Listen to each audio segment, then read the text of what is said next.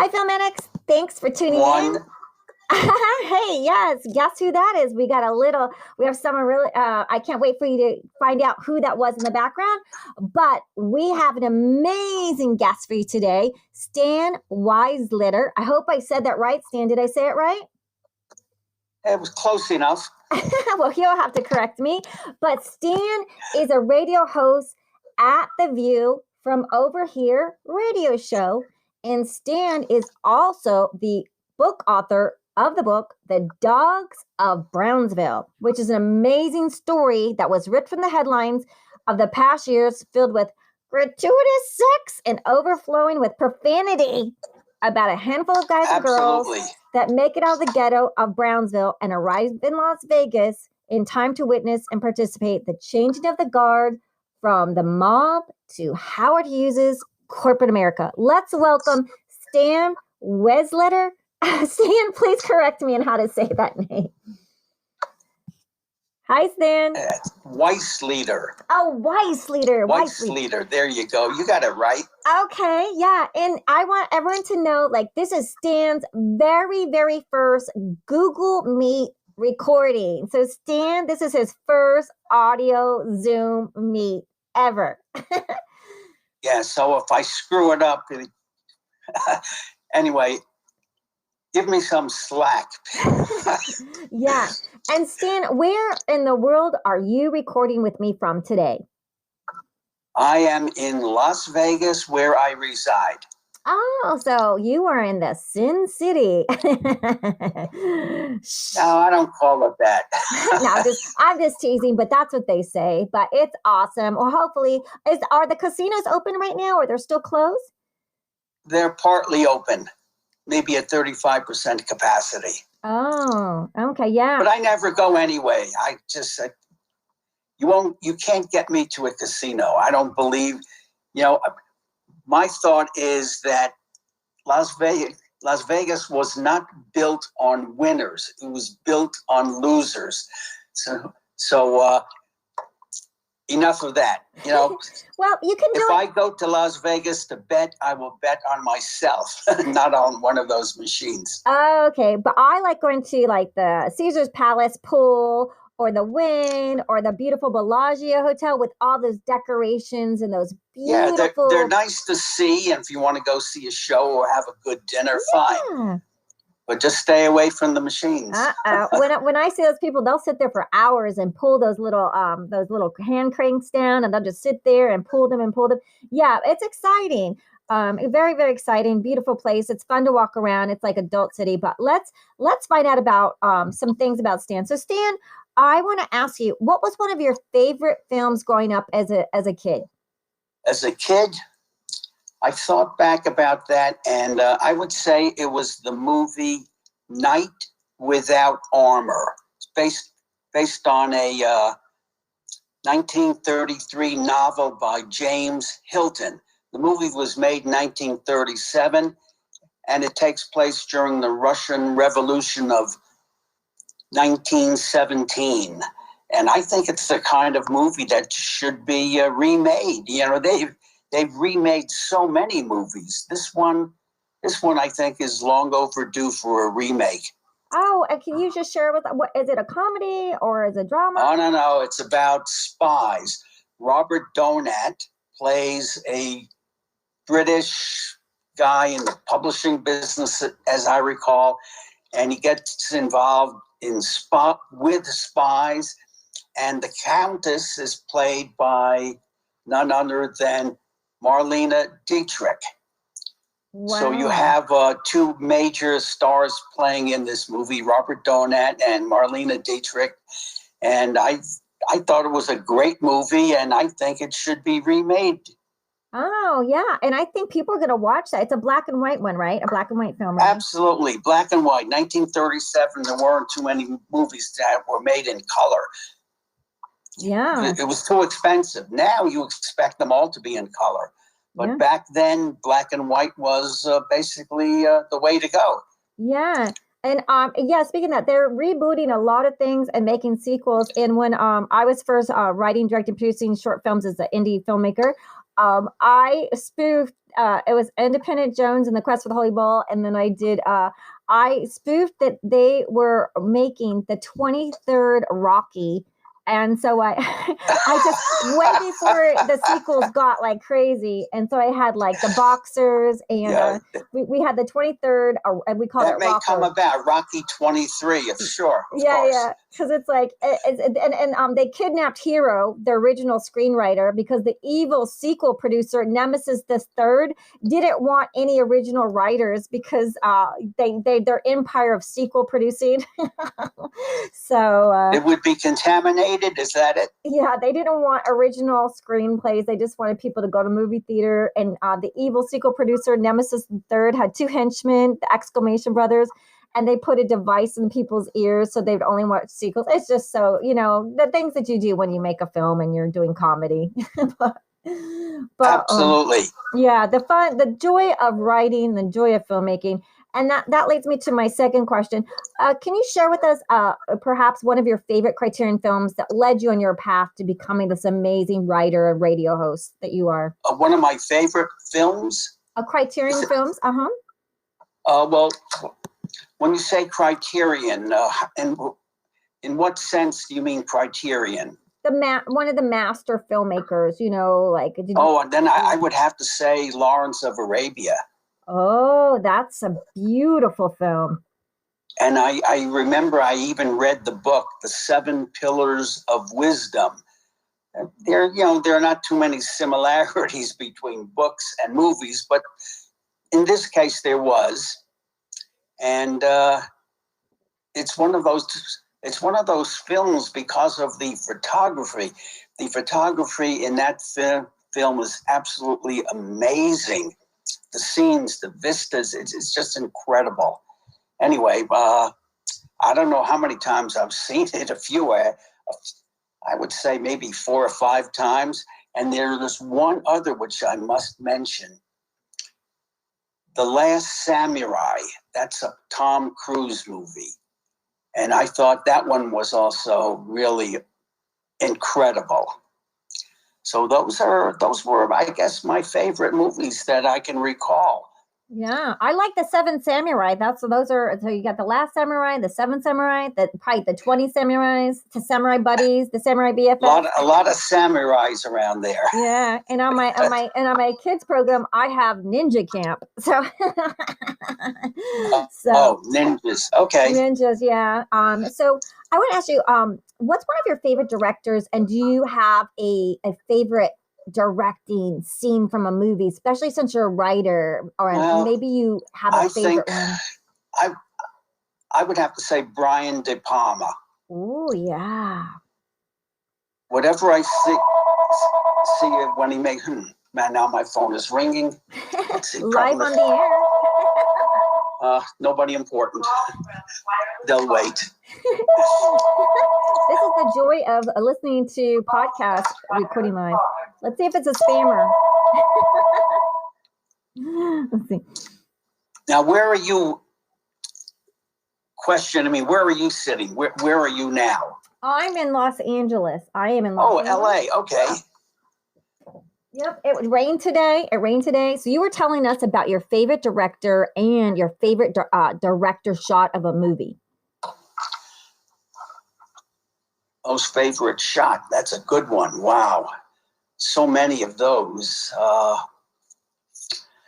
would have to come back to that one. Sure. Or as the new press secretary says, we'll have to circle back for that one. We'll circle back, okay? And we were going to be circling back to Stan Weisleder's his favorite director and his favorite film shot. Well, do you have a favorite line from a movie you'd like to share with us? God, there are so many. Well, let's see. It's a line in something that I wrote, and it is, "We're not in Kansas anymore." Isn't that from Dorothy, the Wizard of Oz? Okay, perfect. It's from that. You're teasing us. Or maybe you wrote the Wizard of Oz. What do I know, right? No. That was written by someone else. I can't take credit for that one. Yeah, come on, Toto. So which leads me to ask, so how did you start your career path? Like where did you grow up and did you were you know play or did you I grew up in Brownsville, which is a real crappy area in Brooklyn, New York. And it was a ghetto, but back then, we didn't know that we lived in a ghetto. That was life. We thought the whole world was like that. And it wasn't until many years later that I found out, wow, there's a new world out there. The whole world is not just Brownsville and the ghetto. But like I said, we didn't know that we lived in a ghetto. So we were happy. We didn't know any better. Oh, so you lived in Brownsville and you grew up. Were you doing plays or did you play with your brothers and sisters, make believe? Did all of that. But it's amazing when I remember some in high school, I really didn't do too well my first couple of years. In fact, I did terrible. And I remember my grade advisor, yeah, that's what they were called. He said to me that I should leave the school and sign up with a school where I could learn how to be an auto mechanic, because obviously I didn't know what I was doing in a regular academic school. And I didn't listen to him. And Right. Here I am today. Yeah. So, how did you take the jump from the town you went to you started writing and started working in the radio? Can you share with our audience a little bit that journey? Well, I always wanted to be in the arts and entertainment, even when I was a little kid. But when you think back, why did I not do that? It was because it wasn't safe. So I picked out a safe career to go into. Arts and entertainment was very flaky. You never know if you get a job or if you'll be at work or whatever. So I became an actuary. And some people would say to me, wow, then you must be very good at math. I said, no, quite the contrary. In high school, I failed basic algebra 1 twice consecutively. And then they would say to me, well, how did you ever become an actuary then? Because that's all math.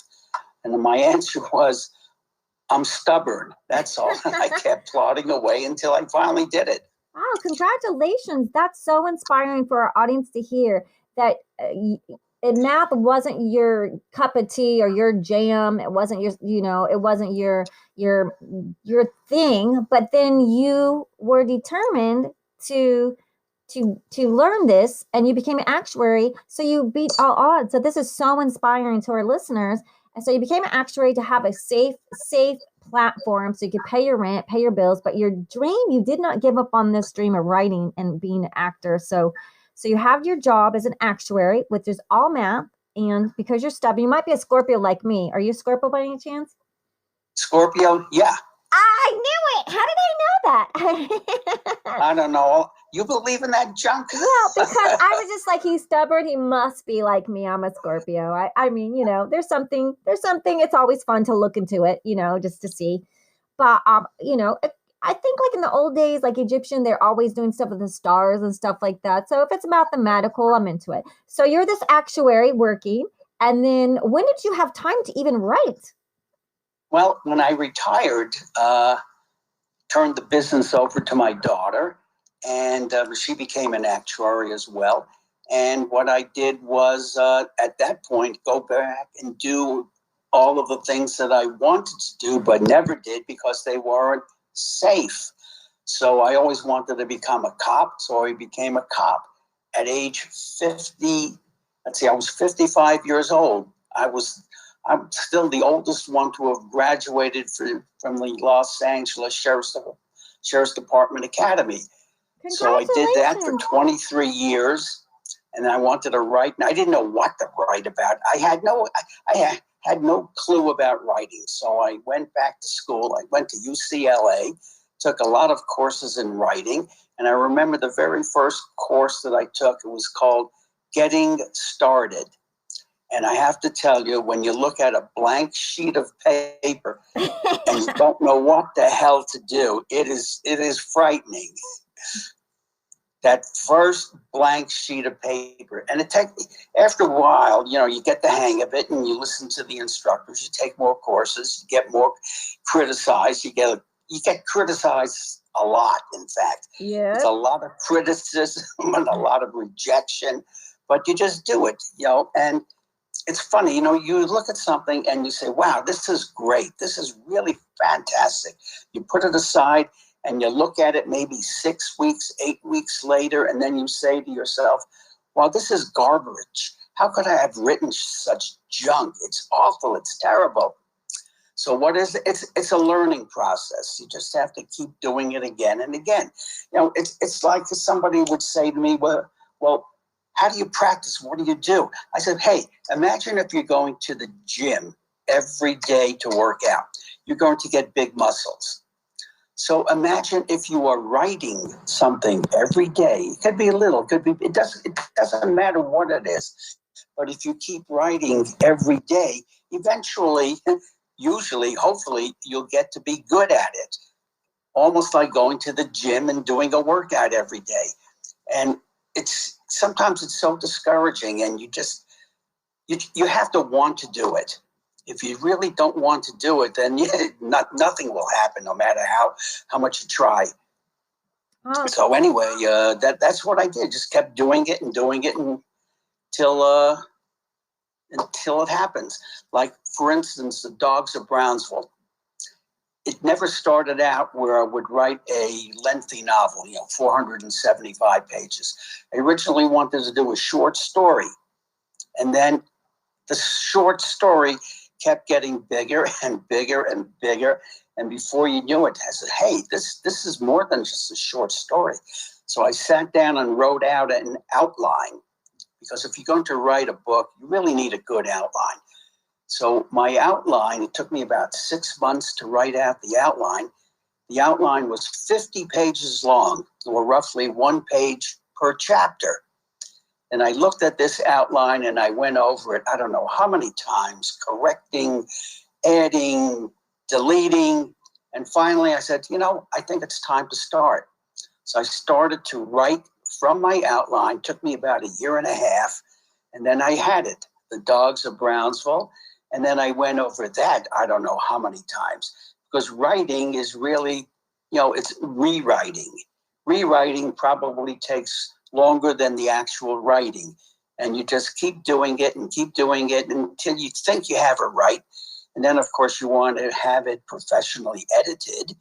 So I had The Dogs of Brownsville professionally edited twice.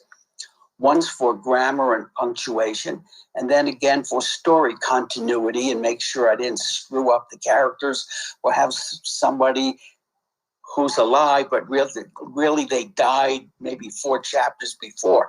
So I had everything reviewed twice and then went with it. And so far I'm getting excellent responses from people. I can't even believe what they're saying. I expected a lot of negativity, but all I've gotten is good reviews, good reports. It seems like everyone likes it. Oh, and even though it has a lot of profanity and what you might call gratuitous sex and whatever, people like it. And strangely enough, it seems like more females like the book than males. Oh. I never thought that would be, but anyway, that's what it is. And right now I'm plugging away and trying to get the promotion for the book going and get sales up there, maybe to 1 million copies. Yeah, should only be 1 million copies. I have no idea how many have been sold so far. I won't know until next month. I'll get a report from publishing people. But all I know is everybody who likes it, everybody who has read it, tell me that they love it. Oh, that's great. And where can they get The Dogs of Brownsville? At Amazon, or where are they? Best place is Amazon, because they are the quickest to get it out send it to you. You can go to any of the other publishing companies because they all share the same thing. But Amazon is quickest. So if you want to get it real fast, Amazon is the way to go. Yeah, and that's Stan, and his last name is Weisleder. You are using your real name as your book author name, right? Yeah, I'm using my real name, no pseudonyms, no fake names, no aliases. Yeah, because before we started, Stan knows that I have like several aliases for my children's books. I have Sir Herbert Sneakies because the kids like that. And I'm Lady Twizzleton on Enchanting Book Readings podcast. So that's why you got to ask your author if he wants to give away his identity name. But okay, so it's under Stan Weisleder, The Dogs of Brownville at Amazon. And is this a true story, Stan, or what do we tell people? Well, when people ask me about that, I invented the word faction. In other words, fiction based on fact. I invented that word, so if you hear it anywhere else, it's my word. I made it up. Yeah. And well, let's put it this way. With the exception of the parts that I made up, it's all true. Ooh. But you got to read it, And actually, everything in it did happen. Everything in it, but maybe not in the sequence that I have it. And of course, I'm using composites of different characters. So any one of my characters in the book that is based on real people could be maybe based on 2, 3, or 4 different people. So it's a composite character. And that's how I write. And it seems to, in that way, you get out the best of each character, and then you make them into one character. Yeah, and what I've done here, go ahead. Yeah, and what books influenced you? Because did you have a favorite book that influenced your writing at all, or ones that you enjoyed? Well, books. Well, going back from when I was a kid, I would say, strangely enough, The Idols of the King. No, the Idols. Yeah, The Idols of the King by Tennyson. Oh, wow. That's a great one. That really made an effect on me when I was a kid. And also as I was growing up, the book Exodus by Leon Uris, because what I found that he used composites, because I was so interested in the characters that he had in the book. I looked them up, did some research, and they too were all real people, but he made composites of them. So his main characters in that book, again, are 2, 3, 4, 5, maybe even 6 people combined into one. So I said to myself, that is a good technique for creating your characters. So that's what I did. Yeah, and I used a little bit from here and a little bit from there, and made my people. Yeah, and I would love for the audience to know. Also, another book that you wrote is A Killer of Lions, and it's the only novel. Killer of Lions. It's the only novel ever written about the 4 squadrons of black fighter pilots during World War II. Am I allowed to say fighter pilots? Like describe? Because I want to. That's what they were. So is that what we're allowed? Because because like my friend.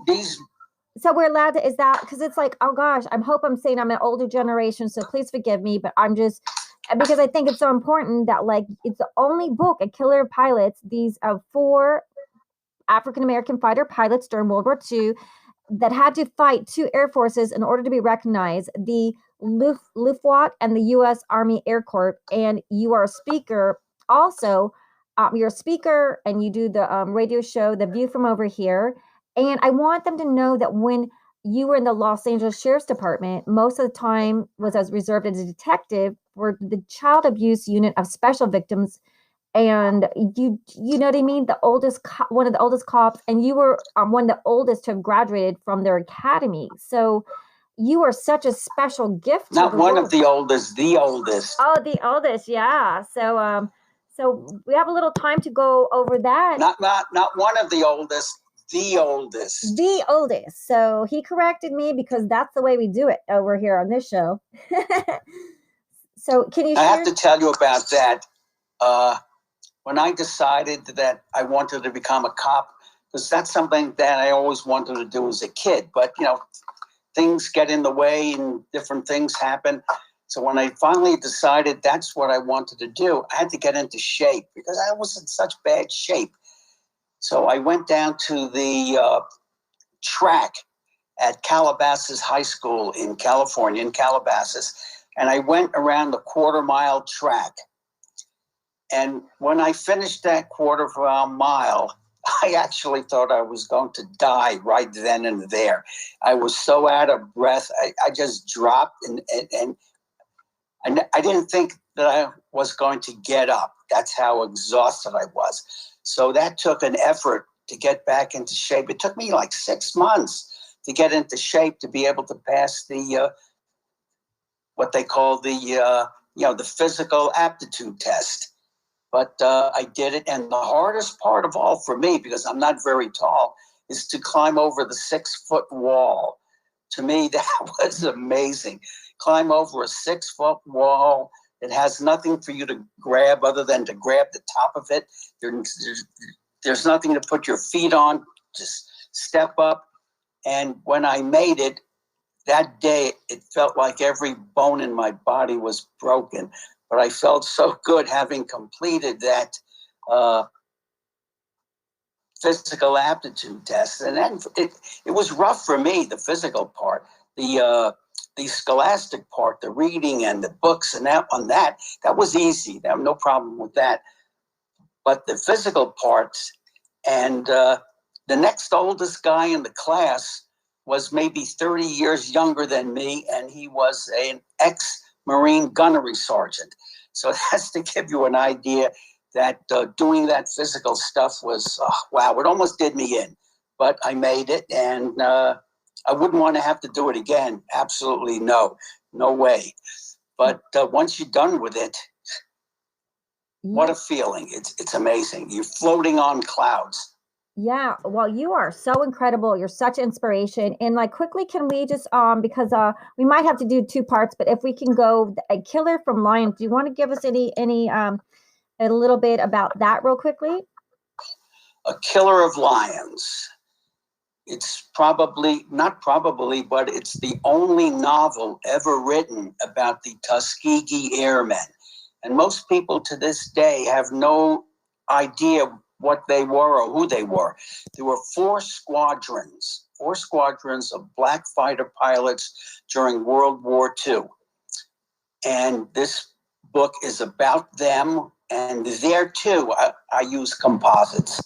Like my main character is so many seconds. Is that me 2 minutes. Coming to an end? 2 minutes. Okay, then maybe I should stop right now. No, we want to hear. We would, because we can do part 2. We can always go to part 2, but Okay, then I'll shut up now and we'll resume with part 2. Okay, great. So come back, everyone, please, because I would love for you guys to, for everyone to hear Stan Weisleder, A Killer of Lions, because I think this is such an amazing World War II story, and I really would love for everyone to hear it and, read the book. And so please come back to part 2, and especially our oldest Academy graduate of Los Angeles Sheriff's Department, right?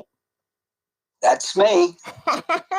Okay, we'll be right back. But I'm retired now. I retired back in 2013. Okay, great. So after 23 years.